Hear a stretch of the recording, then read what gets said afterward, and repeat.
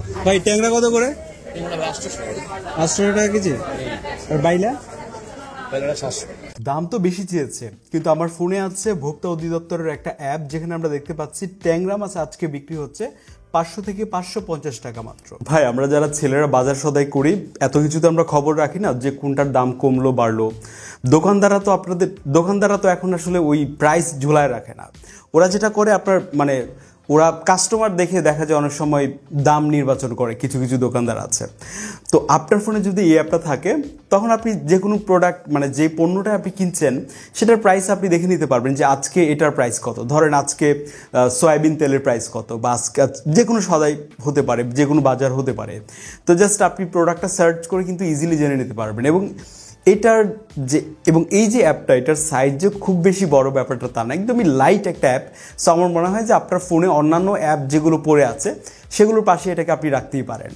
আচ্ছা, এই বাজার দর অ্যাপটি শুধুমাত্র এখন পর্যন্ত প্লে স্টোরে অ্যাভেলেবেল আছে। আমি লিঙ্কটা ডেসক্রিপশন বক্সে দিচ্ছি, সেখান থেকে আপনারা ইনস্টল করে নিতে পারেন।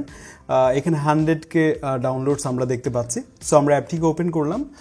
অ্যাপটি ওপেন করলে আমাদেরকে প্রথমে আমাদের লোকেশনটা দিতে হবে। দিলে হচ্ছে আমাদের সেই জায়গা অনুযায়ী সেখানকার যে বাজার দর সেটা আপনাদেরকে দেখাবে। তো আমরা আমারটা দিয়ে দিলাম। দেওয়ার পর ধরেন যে আমরা যে বাজার সদাই যেটাই কিনতে চাই, ধরেন আমি সার্চ করলাম যে টমেটো এখন আছে আজকে 100 থেকে 110 টাকা কেজি। আবার ধরেন আমি সার্চ করলাম এখানে রুই মাছ আজকে 350 টাকা কেজি, এবং সরিষা 200 থেকে 205 টাকা কেজি। আবার ধরেন আমি সার্চ করলাম এখানে কি হতে পারে, ধরেন আটা। সো এভাবে আপনি প্রত্যেকটা নিত্যদিনের যে সব পণ্য আপনি কিনেন সেগুলো আপনি জেনে নিতে পারবেন। এই 3 লাইনে ক্লিক করে এখানে ভোক্তা অধিদপ্তরে কিন্তু আপনারা অভিযোগও দায়ের করতে পারবেন। এখানে কল সেকশন আছে। তো এটা আমার কাছে খুব হেল্পফুল মনে হয়েছে আমাদের জন্য।